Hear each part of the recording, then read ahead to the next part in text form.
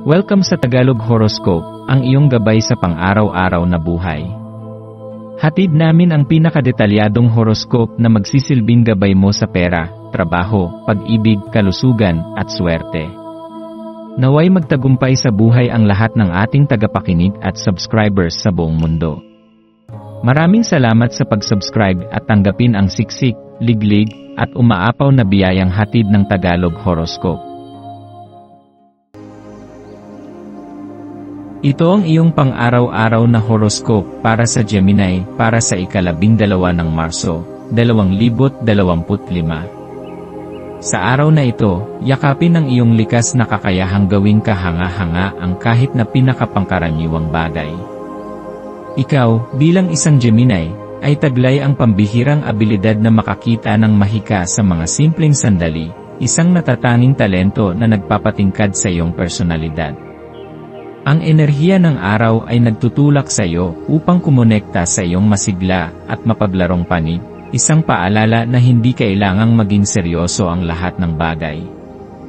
Sa iyong mga kamay, ang isang simpleng gawain ay maaaring maging isang kapanapanabik na pakikipagsapalaran.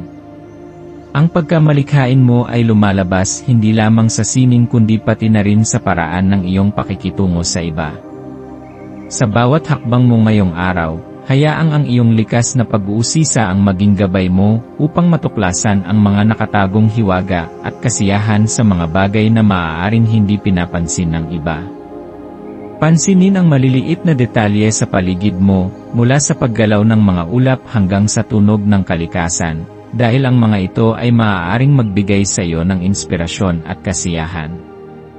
Habang nilalakbay mo ang iyong araw, maglaan ng sandali upang pag-isipan kung may mga nakaraang pagkadismaya o sama ng loob na patuloy na bumabagabag sa iyong isipan. Ang mga emosyon na ito, bagamat tila tahimik na nananatili sa sulok ng iyong puso, ay maaaring magkaroon ng malalim na epekto sa iyong pang-araw-araw na kilos at pakikitungo sa iba. Ang hindi mo namamalayang bigat ng mga alaala o mga hindi pa nalulutas na damdamin ay maaaring humadlang sa iyong kakayahang maging ganap na masaya at malaya. Sa pamamagitan ng pagtanggap at pag-unawa sa mga damdaming ito, binibigyan mo ang iyong sarili ng pagkakataong gumaling at lumago. Ang pagninilay-nilay ay maaaring maging isang mahalagang kasangkapan upang maproseso ang mga ito, kaya't maaaring makatulong kung magsusulat ka ng iyong mga saloobin o kausapin ang isang pinagkakatiwalaang tao. Ang pagkilala sa iyong sariling emosyonal na estado ay isang makapangyarihang hakbang patungo sa mas maayos na relasyon sa iyong sarili at sa mga nakapaligid sa iyo. Tandaan na sa bawat pagproseso ng iyong emosyon, isang hakbang ka rin palapit sa mas mapayapang pananaw sa buhay. Ang pagpapatawad, lalo na sa iyong sarili, ay isang mahalagang aspeto ng prosesong ito. Huwag kang matakot na palayain ang mga bagay na hindi mo na kayang kontrolin at yakapin ang bagong simula na naghihintay sa iyo.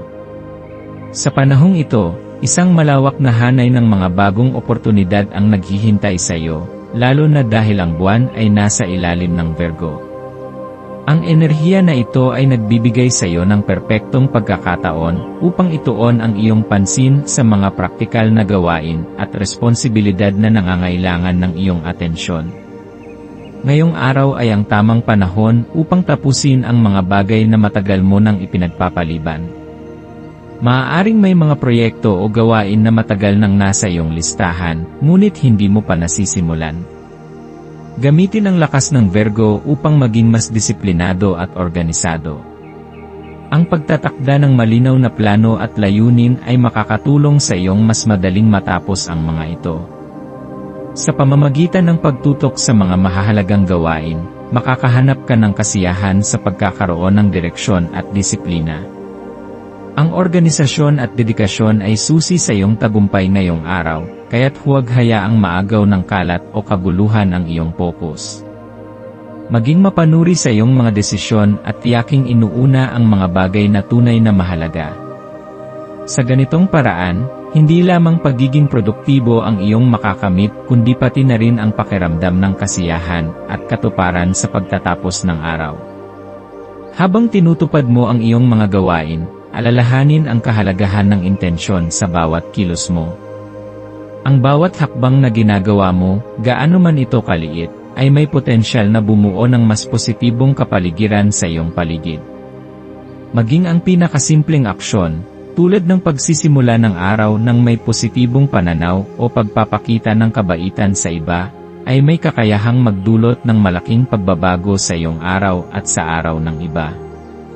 Huwag maliitin ang kapangyarihan ng isang ngiti, isang mabuting salita, o isang simpleng kilos ng pagdamay, sapagkat ang mga bagay na ito ay may kakayahang bumago ng enerhiya sa paligid mo.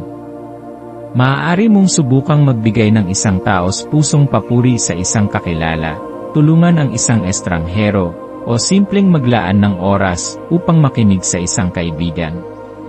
Ang maliliit na kilos na ito ay maaaring magdala ng hindi lamang saya sa iba, kundi pati na rin sa iyong sarili. Tandaan na ang mundo ay isang salamin, ang positibong enerhiya na ibinabahagi mo ay babalik rin sa iyo sa iba't ibang anyo. Ngayong araw, mas mainam na isuot ang iyong maswerteng kulay na asul, isang kulay na sumasagisag sa kalmado, katalinuhan, at malinaw na komunikasyon. Ang asul ay may kakayahang palakasin ang iyong mental na linaw at hikayatin ang mas epektibong pagpapahayag ng iyong damdamin at ideya. Kung ikaw ay may mahalagang usapan o negosasyon ngayong araw, ang pagsusuot ng asul ay maaaring makatulong upang mapanatili ang iyong kumpiyansa at kalmado. Ang iyong maswerteng numero ay 3, 8, at 22, mga bilang na nagdadala ng balanse, kasaganaan, at matatag na pundasyon sa buhay. Ang 3 ay nagpapahiwatig ng pagiging malikhain at masayang pakikitungo sa iba. Ang 8 ay sumisimbolo sa tagumpay at materyal na kasaganaan, habang ang 22 ay isang makapangyarihang numero na sumasalamin sa kakayahang magpatupad ng malalaking pangarap sa realidad. Upang mapanatili ang positibong daloy ng enerhiya, subukan ang isang maswerteng gawain, tulad ng pagsusulat ng iyong mga nais makamit sa hinaharap.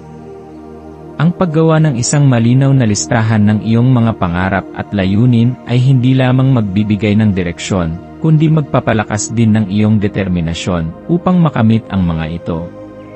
Maaari mong dagdagan ito ng visualization techniques o affirmation upang mas lalong mapalakas ang epekto nito.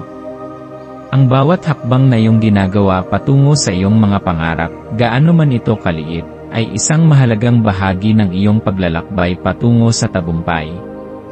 Sa pagtatapos ng araw, bigyan mo ang iyong sarili ng sandali ng katahimikan upang suriin kung paano mo naisakatuparan ang mga mensahe ng sansinukob ngayong araw. May natuklasan ka bang bago tungkol sa iyong sarili? May naipadalang mensahe ba sa iyo ang universo na dapat mong bigyang pansin? Ang araw-araw na buhay ay puno ng mga banayad na palatandaan at gabay, kaya't sikaping maging mas bukas sa mga ito. Tandaan na ikaw ay isang nilalang na patuloy na lumalago at nagbabago. Ang bawat karanasan, maging ito man ay maganda o may dalang hamon, ay isang hakbang patungo sa isang mas matatag, mas matalinong ikaw. Huwag kalimutang yakapin ang likas mong pag-uusisa at sigla sa buhay, sapagkat ito ang iyong pinakamalaking regalo bilang isang Gemini. Sa pamamagitan ng pagiging bukas sa mga posibilidad, mas madaling mong matutuklasan ang mga biyayang nakalaan para sa iyo. Patuloy na magtiwala sa iyong kakayahan at sa direksyon na tinatahak mo, sapagkat ang iyong hinaharap ay puno ng liwanag at walang katapusang oportunidad.